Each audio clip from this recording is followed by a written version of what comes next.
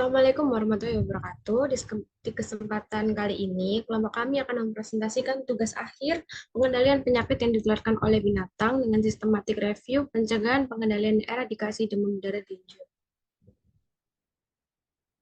Yang disusun oleh Wahyu Wulandari dengan NIM belakang 032, Fiftahayu Ananda dengan NIM belakang 044, Safira Trisna Syabani dengan NIM belakang 050, Kansa Khairunisa dengan NIM belakang 113, Al-Ghafarik Azhari dengan NIM belakang 129, Novela Dwi Cahyani Putri dengan NIM belakang 152, dan saya sendiri telah Divina Damayanti dengan NIM belakang 115, dan yang terakhir ada Dinayu Putri Wianet Zaneta dengan NIM belakang 212.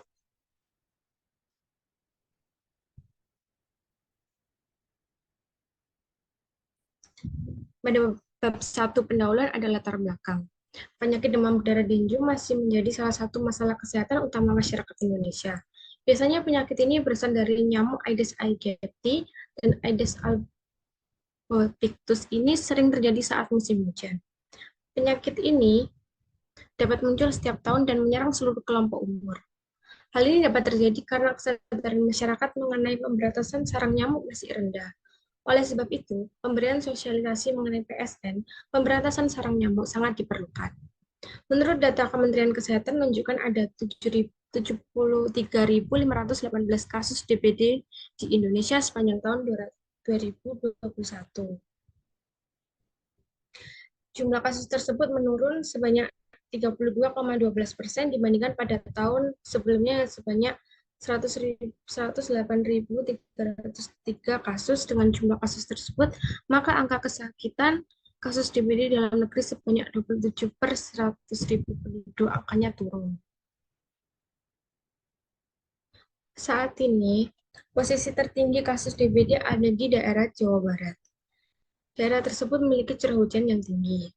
Daerah dengan curah hujan yang tinggi memiliki resiko lebih besar tertular penyakit DBD dikarenakan saat hujan banyak tempat yang tergenang air, sehingga menjadi media untuk nyamuk berkembang biak.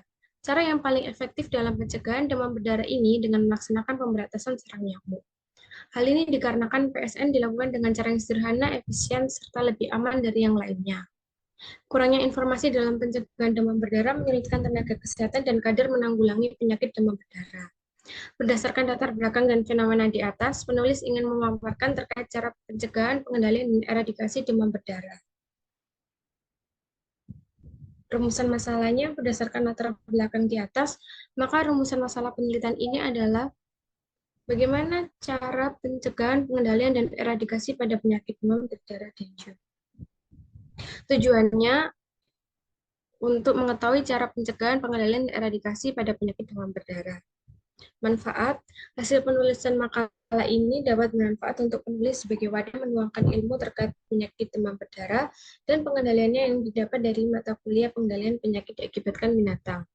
Hasil penulisan makalah ini dapat bermanfaat untuk masyarakat dalam peningkatan kualitas dari segi pengetahuan terkait demam berdarah dan pengendaliannya. Hasil untuk penulis makalah ini dapat menjadi referensi kebijakan bagi pemerintah untuk menerapkan upaya pengendalian demam berdarah secara merata. Selanjutnya yaitu proses pencarian jurnal. Proses dalam pencarian jurnal sebagai tinjauan literatur terstruktur ini dapat terdiri dari yang pertama, yaitu kami membuka website scopus.com sebagai situs penyedia jurnal internasional yang bereputasi. Kemudian kami mulai mencari jurnal di bagian search dengan kata kunci preventif, control, eradication, dan fever. Dan kami menerapkan filter tahun publikasi, yaitu untuk publikasi tahun 2020 hingga tahun 2023. Lalu kami memilih jurnal yang sesuai sebagai tinjauan literatur kami. Untuk jurnal pertama yang kita review, berjudul Strategi to Control and Eradicate Dengue Humorogenic Fever Vector in Bali. Metadata dari jurnal tersebut ditulis oleh Imade Dwi Merta Adiana dan juga Asik Surya pada tahun 2023. Nah, latar belakangnya sendiri, penularan virus dengue masih belum dapat dikendalikan dan terus meningkat khususnya di Provinsi Bali. Berdasarkan data profil kesehatan tahun 2020, jumlah kejadian mencapai 12.173 kasus dengan angka kejadian 280,7 dan angka fatalitas kasus sebanyak 0,2%. Bahkan dalam satu dekade terakhir, Provinsi Bali termasuk dalam 10 besar penyumbang kasus demam berdarah dengue tertinggi di Indonesia. Nyamuk Aedes atau yang disebut Stegomyia aegypti dan Aedes Stegomyia albopictus merupakan faktor utama yang menyebabkan DBD dan upaya pengendaliannya telah dilaksanakan oleh berbagai sektor namun belum mencapai hasil yang maksimal. Menyikapi permasalahan tersebut, diperlukan upaya pencegahan ledakan faktor, pengendalian berbasis rumah tangga, dan pemberantasan terpadu dalam penanggulangan penyakit endemik demam berdarah dengue di Bali yang berbasis masyarakat. Salah satu terobosan yang telah diterapkan adalah melalui program sigap. Nah, untuk problem penelitiannya sendiri, dalam penelitian ini dapat ditinjau dari gap penelitian. Gap penelitian dalam penelitian ini cenderung dapat dianalisis dalam gap empirik, di mana peneliti ingin mengetahui efektivitas strategi dalam mengontrol dan mengendalikan demam berdarah di Bali melalui program sigap. Dilakukan pertimbangan terhadap implementasi strategi sigap sebagai upaya pengendalian dan pemberantasan faktor DBD di Provinsi Bali menggunakan pendekatan head value model. Untuk pertanyaan penelitian sendiri berfokus untuk dibahas dalam penelitian ini terkait dengan bagaimana strategi mengontrol dan membasmi faktor demam berdarah dengue di Bali. Sedangkan untuk hipotesis penelitiannya ini berkaitan dengan policy brief dan unik strategi yang dirancang untuk mempercepat penurunan kejadian DBD di Provinsi Bali dengan memanfaatkan potensi kearifan lokal dan mengoptimalkan pengendalian faktor melalui strategi sigap. Diasumsikan dalam secara efektif mengatasi permasalahan DBD di Bali. Hipotesis ini akan dibuktikan secara empiris pada penelitian ini. Kemudian, cakupan penelitian berkonsentrasi di Provinsi Bali sejalan dengan penelitian yang dilakukan di Bali sehingga memiliki cakupan geografis dan budaya yang spesifik dan desain penelitian dirancang sesuai dengan cakupan yang spesifik yakni melihat efektivitas pengimplementasian program SIGA terhadap upaya mengendalikan dan membasmi faktor demam berdarah dengue di Bali. Nah, untuk metodologinya sendiri, penelitian ini dilakukan dengan desain penelitian survei berdasarkan studi empiris, studi lapangan, studi epidemiologis, dan evaluasi program yang telah diterapkan pada pengendalian faktor DBD. Dan juga karakteristik dari sampel ini adalah masyarakat dan pemerintah Provinsi Bali, juga masyarakat dan pemerintah daerah setempat yang menjadi tujuan penelitian. Nah, untuk variabel yang diteliti terkait upaya mempercepat pemberantasan faktor DBD. Pengukurannya sendiri dilakukan dengan strategi sigap dengan pendekatan health belief model yang memperhatikan faktor utama seperti keparahan yang dirasakan, kerentanan yang dirasakan, manfaat yang dirasakan, hambatan yang dirasakan, isyarat untuk bertindak, dan kemajuan diri. Nah, untuk teknis analisis datanya sendiri menggunakan strategi sigap dengan memperhatikan 5 faktor utama yaitu menemukan dan mengumpulkan informasi yang berkaitan dengan populasi yang beresiko dan sasaran, merumuskan konsekuensi jika program dan strategi yang dirancang tidak berjalan dengan baik dan optimal, merumuskan pihak-pihak terkait yang terlibat dalam menjalankan strategi yang direncanakan, mengidentifikasi hambatan dan merumuskan solusinya, dan memberikan demonstrasi dan keberhasilan penerapan strategi yang dirancangkan. Nah, untuk pembahasannya sendiri, jurnal ini membahas tentang peningkatan kasus demam berdarah dengue di Bali dan perlunya upaya pengendalian dan akreditasi yang dioptimalkan. Artikel ini mengusulkan strategi yang disebut sigap, yang mencakup kesadaran dan pentingnya 4M+, dan pengendalian sarang nyamuk, integrasi layanan informasi demam berdarah dengue, penggunaan inseksida dan larvasida alami, pengamatan dan pelaporan keberadaan vektor pada petugas pemantau larva, dan pemantauan secara teratur setiap minggu. Artikel ini juga membahas pentingnya partisipasi masyarakat dan legislasi lokal dalam memberantas faktor demam berdarah dengue. Selain itu, artikel ini juga membahas berbagai aspek demam berdarah dengue, termasuk epidemiologi, tindakan pencegahan dan pengendalian, dan dampak pandemi COVID-19 terhadap upaya pengendalian demam berdarah dengue. Penulis menekankan pentingnya pemberdayaan dan pendidikan masyarakat dalam mencegah wabah demam berdarah dengue, serta perlunya pendekatan inovatif dalam pengendalian vektor. Mereka juga membahas potensi penggunaan bahan alami sebagai inseksida untuk pengendalian vektor.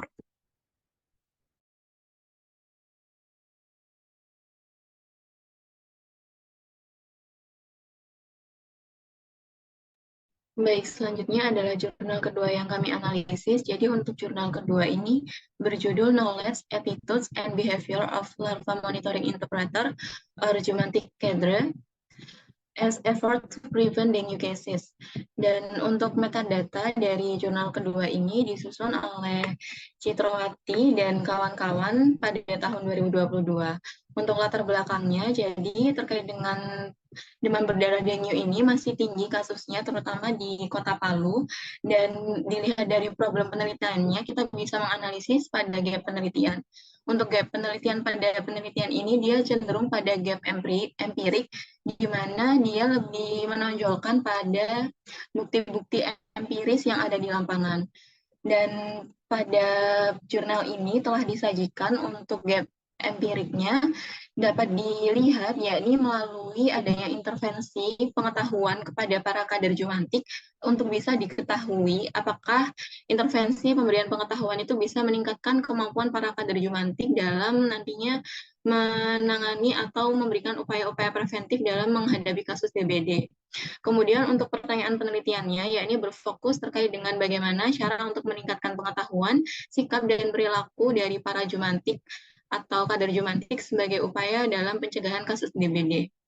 Kemudian untuk hipotesis penelitiannya yakni adalah penyuluhan kesehatan yang dilakukan melalui metode konseling diasumsikan efektif untuk bisa meningkatkan pengetahuan, sikap, dan perilaku dari kader jumantik dalam mencegah DBD, sedangkan para kader jumantik yang tidak memperoleh konseling peningkatan pengetahuan akan memiliki skills yang kurang dibanding jumantik yang menerima konseling pengetahuan.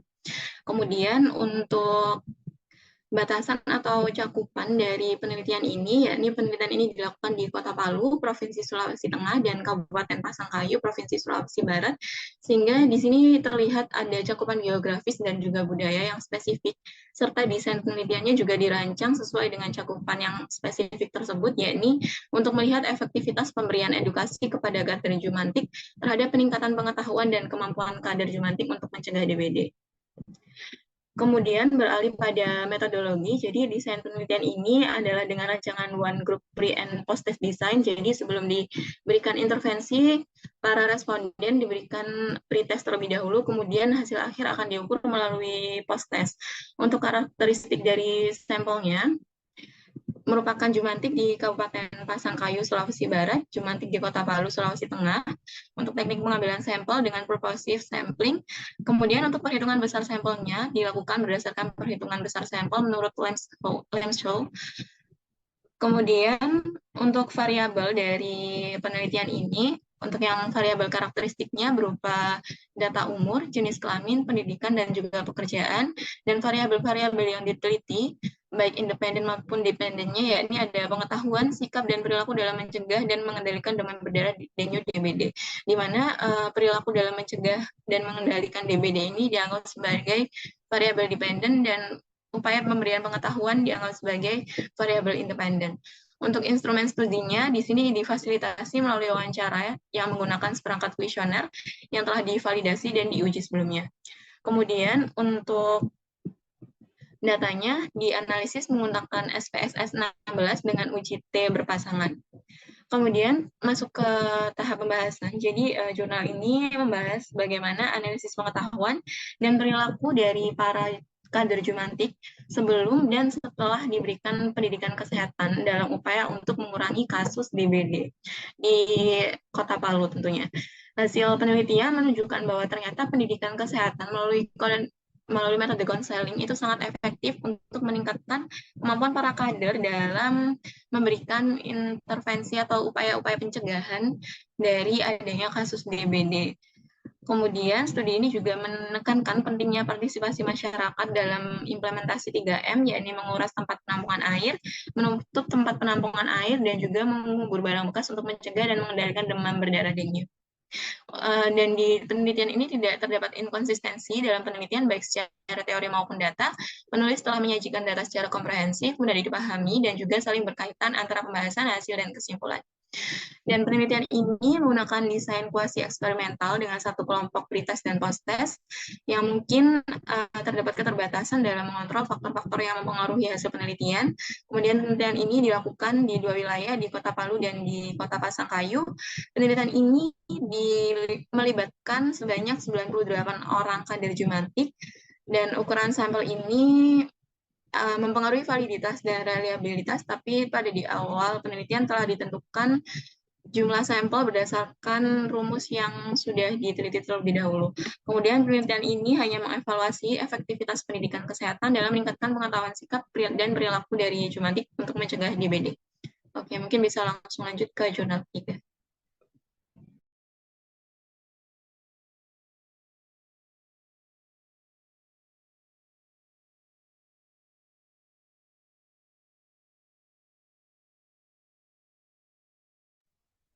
Oke, jadi jurnal ketiga ini berjudul Educational Intervention for the Prevention and Control of Dengue in Adult and an Integrative Review. Jadi pada penulisnya yaitu Yolima Judi DKK pada tahun 2022. Lalu untuk problem di latar belakangnya, WHO menyatakan bahwa ada 390 juta kasus demam berdarah setiap tahunnya yang berdampak pada negara-negara di Asia dan Amerika. WHO juga menunjukkan bahwa jumlah kasus telah meningkat dari 505.430 kasus pada tahun 2000 menjadi lebih dari 2,4 juta pada tahun 2010. Di antara strategi untuk mengatasi penyakit ini adalah strategi manajemen terpadu untuk pencegahan dan pengendalian demam berdarah di Amerika.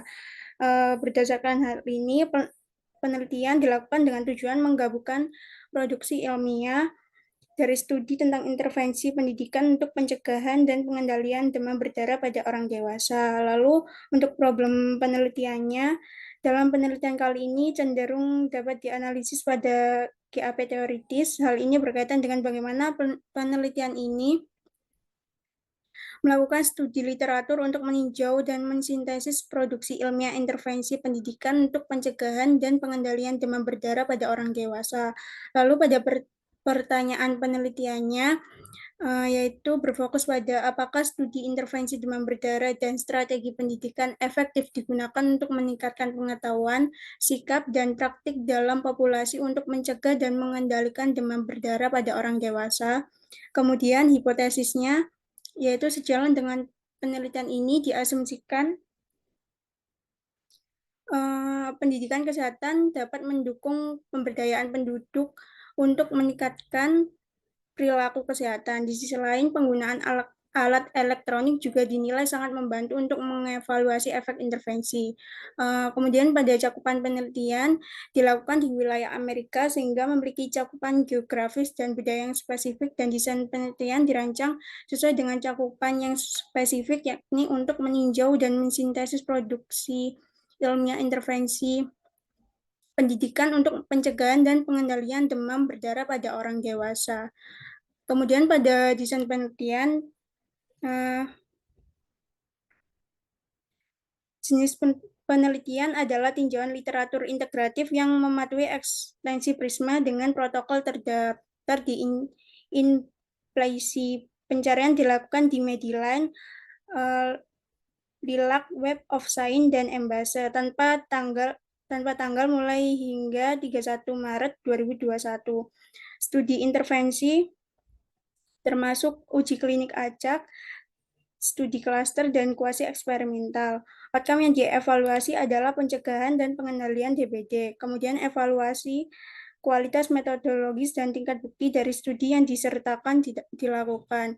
Kemudian karakteristik sampel, yaitu artikel yang dikumpulkan dari database elektronik berikut, Embase, Medline, dan Web of Science, dan Lilac.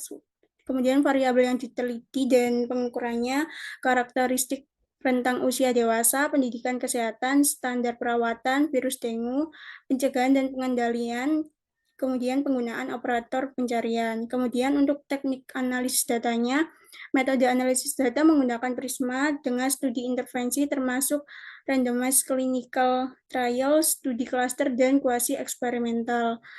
Kemudian, untuk temuan penelitian, jurnal ini membahas tentang intervensi pendidikan dalam pencegahan dan pengendalian demam berdarah dengue pada orang dewasa. Jurnal ini merupakan hasil dari tinjauan integratif terhadap 10 studi yang dilakukan di negara-negara berpenghasilan rendah dan menengah di Asia dan Amerika. Jurnal ini berfokus terhadap pentingnya intervensi pendidikan dalam meningkatkan pengetahuan dan praktik pencegahan demam berdarah dengue, serta menekankan perlunya penelitian dan implementasi strategi untuk mengurangi beban penyakit ini. Kemudian untuk inkonsistensi, terdapat beberapa inkonsistensi dalam penelitian ini, antara lain penelitian menyebutkan jumlah kontainer yang terinfeksi meningkat 1,71 kali lebih banyak pada kelompok intervensi dibandingkan dengan kelompok kontrol. Namun perubahan tersebut tidak signifikan secara statistik. Kemudian di bagian lain disebutkan bahwa setelah meninjau efek intervensi, peneliti mengidentifikasi bahwa jumlah rumah yang positif larva berkurang di situs kontrol dan meningkat di situs intervensi. Hal ini menunjukkan adanya inkonsistensi dalam hasil penelitian. Yang kedua, peneliti menyebutkan bahwa terdapat kekurangan informasi mengenai tindak lanjut dalam studi kuasi eksperimental yang menggunakan alat penilaian kualitas yang sama. Hal ini menunjukkan adanya inkonsistensi dalam metode penelitian kualitas studi. Yang ketiga, disajikan tabel yang menunjukkan kualitas metodologi dari studi kuasi eksperimental yang berbeda. Namun pada bagian lain disebutkan bahwa penilaian risiko bias untuk studi RCT dan cluster menggunakan alat Cochrane. Hal ini menunjukkan adanya inkonsistensi dalam metode penelitian risiko bias antar studi RCT dan kuasi eksperimental.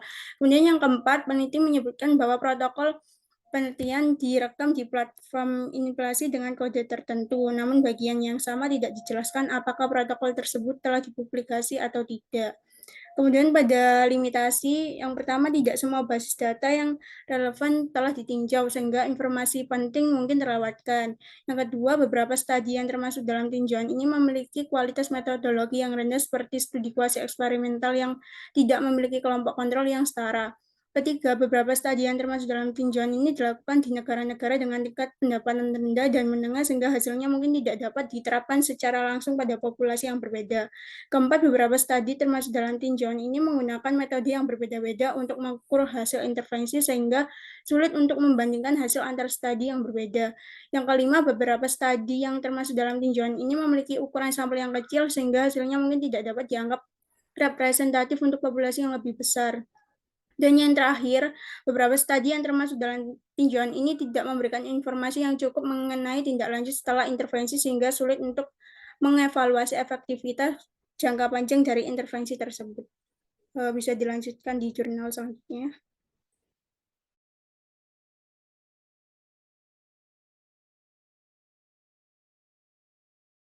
Selanjutnya adalah artikel keempat dengan judul Paradox Between Adequate Sanitation and Rainfall in the Gulf River Cases. Untuk metadata artikel tersebut, pertama adalah penulis yang ditulis oleh Jessica dan kawan-kawannya dan dipublikasikan pada tahun 2023. Demam berdarah itu merupakan penyakit tropis dan masalah kesehatan masyarakat yang utama. Nah, perubahan iklim itu diidentifikasi oleh WHO dan otoritas kesehatan internasional lainnya sebagai salah satu faktor utama yang berkontribusi terhadap penyebaran cepat demam berdarah. Nah, strategi yang paling baik digunakan untuk mencegah penyakit demam berdarah adalah melawan akumulasi air yang merupakan reproduksi nyamuk. Untuk problem penelitiannya ini, gap penelitian dalam penelitian ini cenderung dapat dianalisis dalam gap empirik di mana peneliti ingin mengevaluasi pengaruh sanitasi pada korelasi silang antara curah hujan dan gejala pertama demam berdarah di beberapa kota di Mato Grosso do Sul, sebuah negara bagian di wilayah Midwest Brasil. Penelitian ini mempertanyakan dapatkah ketersediaan air bersih dan sanitasi yang memadai mempengaruhi kekuatan korelasi antara curah hujan dan kasus demam berdarah. Hipotesis dari penelitian ini sejalan dengan penelitian ini diasumsikan kemiskinan, urbanisasi yang tinggi, kebersihan yang buruk, dan sanitasi yang buruk adalah beberapa faktor yang diketahui berkontribusi terhadap penyebaran DBD. Kemudian kota dengan sanitasi yang lebih baik memiliki korelasi yang tinggi antara demam berdarah dan curah hujan tahunan. Penelitian ini dilakukan di beberapa kota di Mato Grosso do Sul, sebuah negara bagian di wilayah Midwest, Brasil, sehingga memiliki cakupan geografis dan budaya yang spesifik dan desain penelitian dirancang sesuai dengan cakupan yang spesifik, yakni mengevaluasi pengaruh sanitasi pada korelasi silang antara curah hujan dan gejala pertama, demam berdarah. Penelitian ini menggunakan studi retrospektif. Karakteristik sampel yang diambil yaitu pasien demam berdarah di negara bagian Mato Grosso do Sul, Brasil. Variabel yang diteliti adalah kejadian demam berdarah, klasifikasi iklim, dan koordinat geografis, curah hujan, dan sanitasi. Teknik analisis data menggunakan metode DCCAC.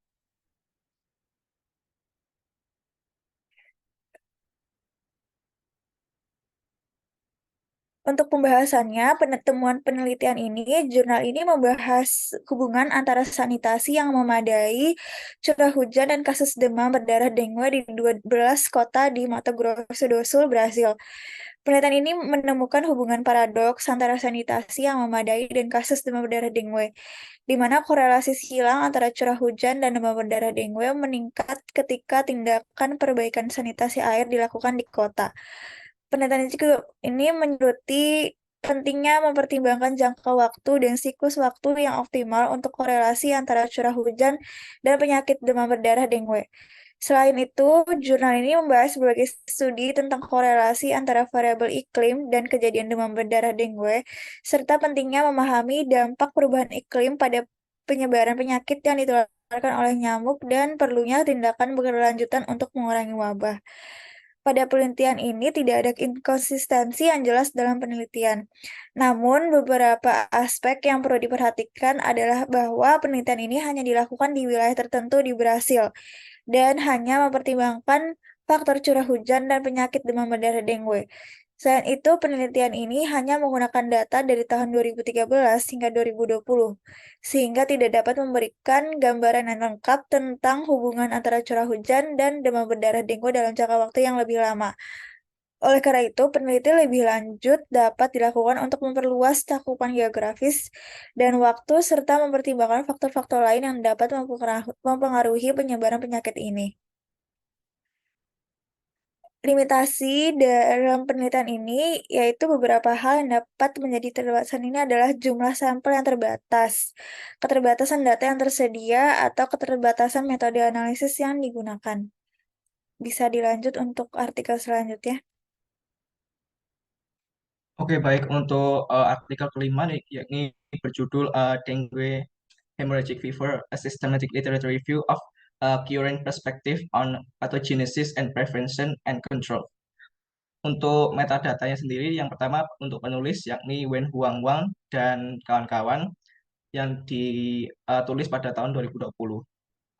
Untuk yang pertama yakni latar belakang, problem penelitian dapat dilihat melalui gap penelitian. Dalam penelitian kali ini cenderung dapat dianalisis pada gap teoritis. Hal ini berkaitan dengan bagaimana penelitian ini melakukan studi literatur untuk mengetahui informasi terbaru terkait patogenesis, pencegahan, dan pengendalian DBD. Untuk pertanyaan penelitian berkaitan dengan bagaimana penelitian ini melakukan studi literatur untuk mengetahui informasi terbaru terkait patogenesis, pencegahan, dan pengendalian DBD.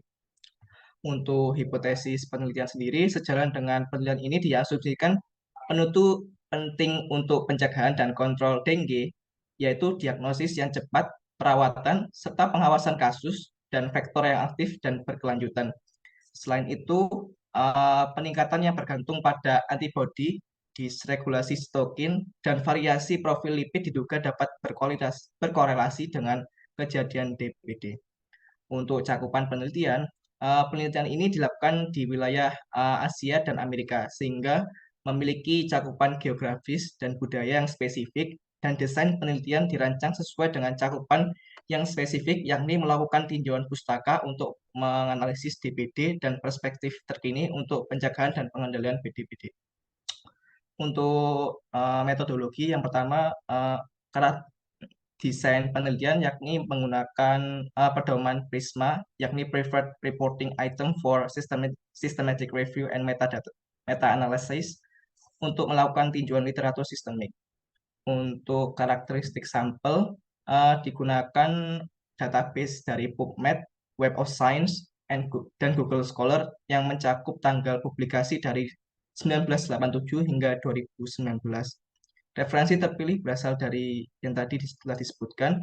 Untuk variabel yang diteliti, yakni yang pertama variabel penelitian adalah patogenesis, pencegahan, dan pengendalian DBD. Untuk variabel yang diukur dengan string pencarian berisi kombinasi istilah yang meliputi demam berdarah dengue, patogenesis, pencegahan, dan pengendalian. Untuk teknik analisis data, metode analisis yang digunakan yakni Prisma. Untuk selanjutnya yakni pembahasan. Jurnal ini membahas tentang dengue fever atau demam berdarah dengue, yakni penyakit yang disebabkan oleh virus dengue dan dapat menyebabkan gejala yang parah seperti pendarahan, kebocoran pembuluh darah. Jurnal ini membahas tentang patogenesis, diagnosis, faktor risiko, dan strategi pencegahan pengendalian dengue fever, termasuk demam berdarah dengue (DHF) dan sindrom shock dengue (DSS). Jurnal ini juga membahas tentang faktor-faktor yang mempengaruhi presentasi dan keparahan penyakit seperti virulensi virus, antibodi dengue sebelumnya, disfungsi imun, perubahan lipid, dan kerentanan genetik host. Untuk strategi yang pencegahan dan pengendalian demam berdarah dengue termasuk pengendalian faktor yang melalui eliminasi dan pengurangan populasi nyamuk Aedes aegypti dan Aedes albopictus yang merupakan faktor utama penyakit ini.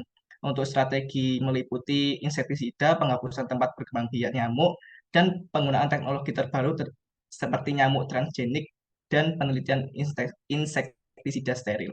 Untuk yang kedua, pendidikan dan pelatihan masyarakat tentang cara mengenali dan mencegah penyebaran demam berdarah dengue, termasuk mengenali gejala dan tindakan pencegahan seperti penggunaan kelambu, penggunaan obat nyamuk, dan penghapusan tempat berkembang biak nyamuk. Untuk yang ketiga, yakni peningkatan sistem surveillance untuk mendeteksi kasus demam berdarah dengue dan vektor nyamuk, serta memperkirakan beban penyakit dan efektivitas program pencegahan pengendalian dan pencegahan. Untuk yang keempat, yakni pengembangan vaksin yang efektif dan aman untuk mencegah infeksi demam berdarah dengue. Yang kelima, pemetaan GIS untuk meningkatkan surveillance dan program intervensi berbasis masyarakat dalam mengendalikan demam berdarah dengue. Untuk inkonsistensinya, tidak ada inkonsistensi dalam penelitian baik secara teori maupun data. Penulis menyajikan data secara komprehensif, mudah dipahami, dan saling berkaitan antara pembahasan, hasil, dan kesimpulan. Untuk imitasi sendiri, yang pertama tidak dijelaskan tentang efektivitas vaksin dengue dan pengembangan vaksin yang lebih efektif dan aman. Yang kedua, melakukan penelitian yang lebih lanjut tentang penggunaan Wolbachia dan alat pengendalian vektor dan mengevaluasi dampak pada populasi nyamuk liar di lapangan. Selain itu, dapat mengembangkan sistem surveillance yang lebih efisien dan akurat untuk mendeteksi kasus demam berdarah dengue dan vektor nyamuk dalam strategi pencegahan dan pengendalian perlu terintegritas dan berbasis masyarakat untuk mengurai beban penyakit demam berdarah. Yang ketiga, tidak dijelaskan tentang faktor-faktor yang mempengaruhi presentasi dan keparahan penyakit seperti virulensi virus, antibodi dengue sebelumnya, dan disfungsi imun terhadap perubahan lipid dan kerentanan genetik host. Selanjutnya.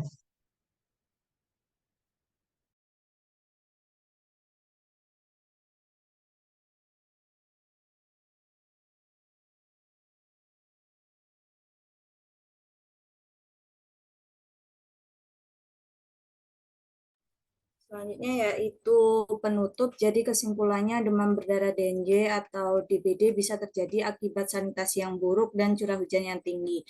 Faktor-faktor lain yang mempengaruhi presentase dan keparahan penyakit DBD antara lain virulensi virus, antibodi dengue sebelumnya, disfungsi imun, perubahan lipid, dan kerentanan genetik host. DBD dapat dicegah dengan sigap yang mencakup kesadaran akan pentingnya 4M+, dan pengendalian sarang nyamuk, integrasi layanan informasi demam berdarah dengue, penggunaan insektisida dan larvasida alami, pengamatan dan pelaporan keberadaan vektor kepada petugas pemantau larva, dan pemantauan secara teratur setiap minggu. Pendidikan kesehatan melalui metode konseling kepada Kater Jumantik juga efektif dalam meningkatkan pengetahuan, sikap, dan perilaku dalam mencegah demam berdarah DNJ.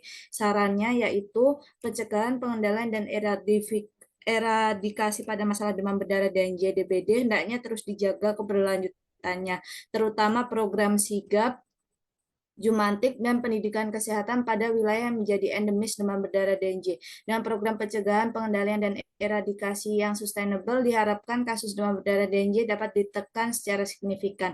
Pada akhirnya, wilayah yang awalnya merupakan endemis demam berdarah dapat menjadi sedikit kejadiannya atau dapat bebas dari demam berdarah. Berikut merupakan daftar pustakanya. Sekian dari kelompok kami. Mohon maaf apabila ada kesalahan kata. Wassalamualaikum warahmatullahi wabarakatuh.